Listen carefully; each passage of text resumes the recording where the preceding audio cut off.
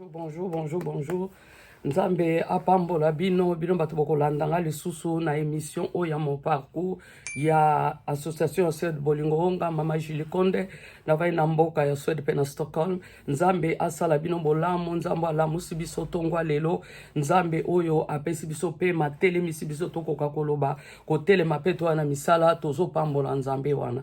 Na ngi lelo na ya kosala un peu alarme moko ya par rapport ya ba situation mususu oyo leka banda kala po ba situation oyo eza nango ba situation ya mwa kala nazo be makambo ezo leka sikote mais nazo lebela eloko moko est arrivé deux fois na famille nanga, alors il faut na yeba ko alarmer bana na nzambe po biso pe to yeba ko zo ba disposition to yeba oyebi lelo na ngina lobela makambo ya nazo loba maladi nazo loba makambo ya hôpital, nazolo bela makambu ya ba infirmerie, nazolo bela makambu ya ba dispensaire pa na biso to benga en vote centrale, kuna bozo benga en infirmerie.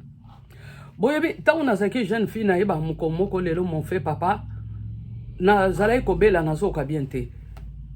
Batini nga na leki moko bakie kotika nga na dispensaire. Kokoma nga na komi na dispensaire, na umeli kutute, bazui nga be examen te, eloko te babandi ko changa mai. Leki nanga na zongi na ndako ake ko yebisa papa na biso. Loko papa na biso azaki matata, papa na biso aye. Kokota kotika na dispensaire yebisa bato ya dispensaire bokata mayon. Bokata mayon. Donc nga na bandi ko yoka soni bango to père alobi kaka ndenge na lobi bokata mayon bolongolango. Mutu aye na makolo na ye moko azotambola. Mutu aye na makolo na ye moko azotambola. Koma kaka na minute oto moni mai 10 minutes bo bandi o 10 minutes mai bolongo mayon. Bakata ka mayon.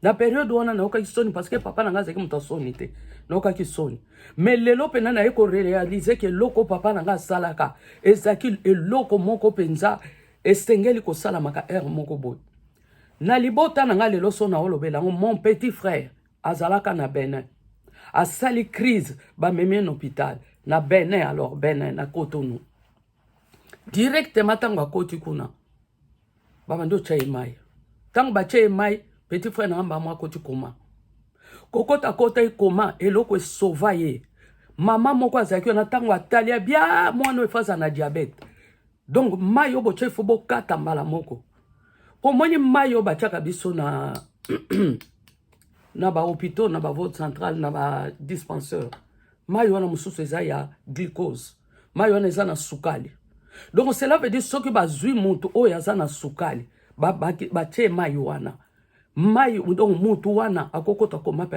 akokufa. Petit frère nanga mama oya mona ya bikisa ye tango kaka lobi bongo ba infirmier wana bakimi ba benga transport mbango na hôpital musuba ke kotala etala sukali to yeba kateke no azaki na diabète yeba kite sukali mata ye ba lobi soki neti a vivre lem so ko va na chaise roulante. Dieu merci tango ba traiter ba kiti sukali aza bien lelo. Na lobi susu moi si a petit frère nangaye. Donc ye nangola asali crise na ndako. Tango asali crise na ndako ba meme na hôpital. Hôpital a liboso ba tinyemba liboso ba zui kaka tonga ba pesi. Ba sali ne ye nanu be examen te. Ba pesi tonga. Moto comme soupir. Ba moni ke ka o eza bisote ba meme na hôpital mususu. Tant que ko sale en hôpital musuba yeko constater que azana sucre mata tonga oba pesa ko nzaki tonga ya suka na sukali na kati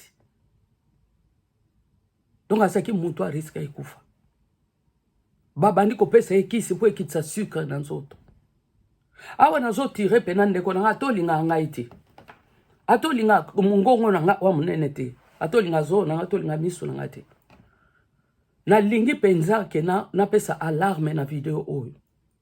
Et loko nga na o comprendre na ba infirmier, je crois quand même que boza na notion wana que soki muto ayata muto na s'évanouir, bozo na tension, bozo sucre, bota la niveau ya oxygène. Je crois boza quand même na niveau wana. Parce que ça quand même hôpital bokei quand même na ba cours, bozui quand même information. Comment est-ce que soki muto na hôpital mbala moko na mboka na biso bobani ko song semai. Bo sali be examen te, bobani ko song semai. Ezana bato belende baza awa. Loko dem suba saka na bango ba contrôle annuel te ya santé. oyebaka te lem sozanga na tension déjà oyebaka te lem sozanga na diabète déjà oyebaka te ke ozanga na problème songolo ya santé okokweya mbala moko moi mpe soki eleki makasi omeli malamu te ozosuba aire nyonso tu moto mpo okoki kosevanui bino boye bozwi kaka mbamo bobandi ozongisa moto mai me ngai eloko ezolekela nga bahôpitaux bainfirmière na bainfirmière na biso me bozwaka meme banotion wana non ngai na telemi ana sevanisa moko mosu na ndako me loko ya liboso ntango nazwi conscience ya mokie bien ke nalaki na se nazoyoka bayebisa bana bokezwa bakisi nde nyonso boya nango nazoyoka bazotuna donc mbala moko babandi kozwa kaka ndenge nazalaki na sewa babandi kozwa tension babandi kozwa sukali bazwa niveau ya oxygène oyo bazwaka na mosapi parce que moto sans oxygène 10 minutes 15 minutes moto akoki kokufa. Alors moi je me demande bainfirmier na biso lelo ngala loba na sala na lingala na kosa mpe na français po bikolo musuba yoka mais soki nde ko sepela ko transformer ngo sali yango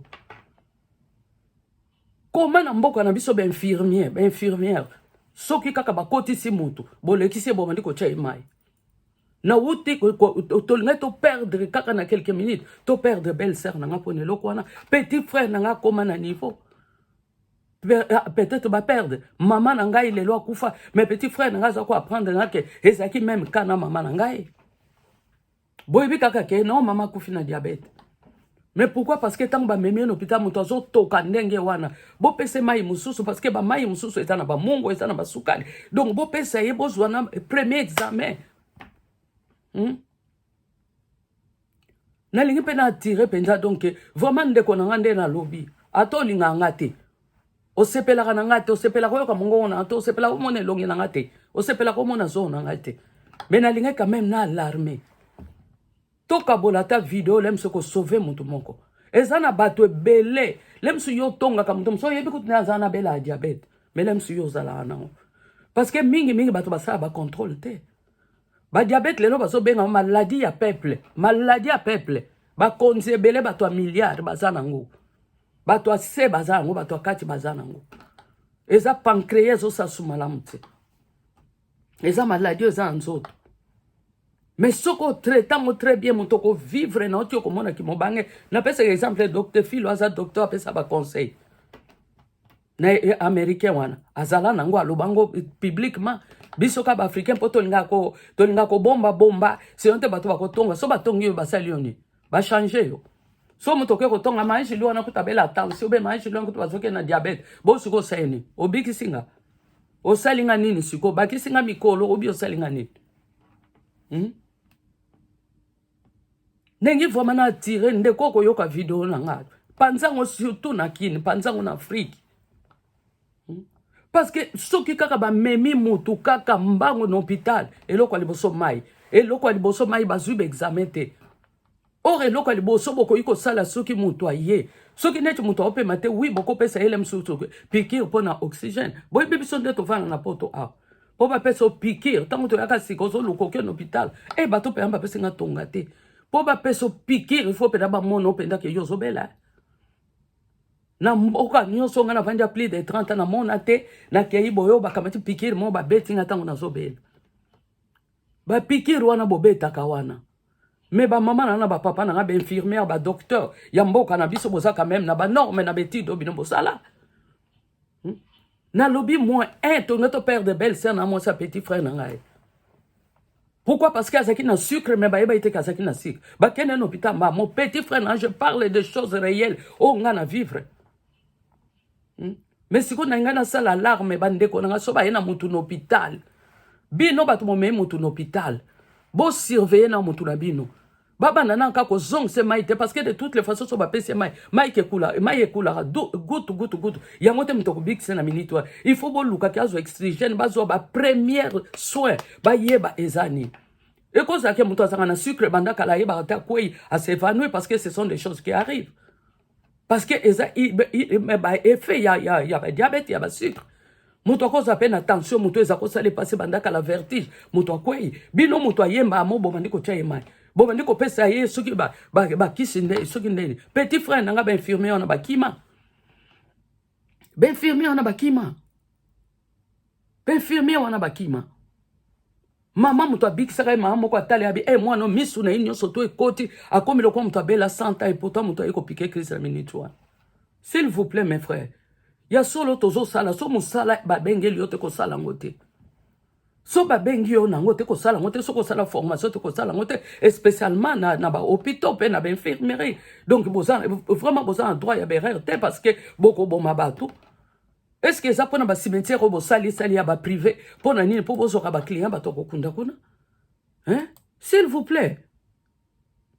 S'il vous plaît. Hein? Et ça linga mabe makasi na roba ipenda ke na ko lobango. Et puis ngene biso bande ko mususu. Tous à habitude de ça ba contrôle ba benga woni. Ba contrôle annuel ya ba santé. Et cause na maladie musu na nzoto emona na ate. Malade musu pe ko mata so za ba grippe au mone mati. Ndenge za ba tension musu e mati parce que ça na grippe. Si quelque ko mata peut-être parce que ça na grippe. Et loko moko e cause na nzoto na yo. Mais ce ko ça ka contrôle te. Okoye bangote. Okoye bangote. Donc tout ça ça ba contrôle. Vraiment lelo na yako lobela likambo. Ya ba santé. Pe na yako lobela likambo. Vraiment ya ba hôpitaux, ya ba infirmerie na biso parce que biloko esami en Afrique. Yo muto kolanda nga ndeko na nga nde na uta olobato linga ngate. Ato sepe ya nga ete eza kaka alarme to beta. Panzango. Ata na ba Facebook ate pa yuwapi panza. En fait que to sauver ata mutu moko. Et arriver na petit frère na nga et arriver na belle sœur na nga. Na yebi ke na kata mboko. To kunda batu pe arriver bango me ezala esaila melaki na Afrique. Esala melaki na Afrique na kotanga komba mutu te. Lelo na eka koloba ba papa ba mama. Bino batu bozo mema batu okene na hôpital zala observante. Mobile to mwasi. Bino ba infirmier ba docteur. En tout cas, bosa l'attention na biloko musubosa. Bo mona ka mbongo te. Parce que bino pe lobi boko sambisama. Boko sambisama. Boko sambisama. La vie elle est précieuse hein? Donc beaucoup ko détruit vie ya muntu te na détriment ya mbongo. Lelo pe na bolimbisa nga soki lemso na oseton parce que ça nga pasi makasi. Vraiment ndeko yoko landanga panza pepe sa mutu mususu. Nzamba sa bino bolamu, nzamba batela bino, nzamba bomba bino, nzamba protéger bino. Ba bon week-end ya semaine à sikatozo banda vendredi na samedi to okota. Merci vraiment na bino batu bozo partager ba vidéo nanga. Na yebaka teke un jour na kosaka ba biloko. Mendenge ndeko Vincent na kisasa lo ba abi OPC église. Église ezaka ka teke non ba che croix ba zongi soni. Esika nyoso to opanza sango malamu eza musala oya nzambe zo salama. Ndeko nanga nzamba pambola o papa nanga pe mama nanga o pambola manzamba sabino bolam. Merci beaucoup.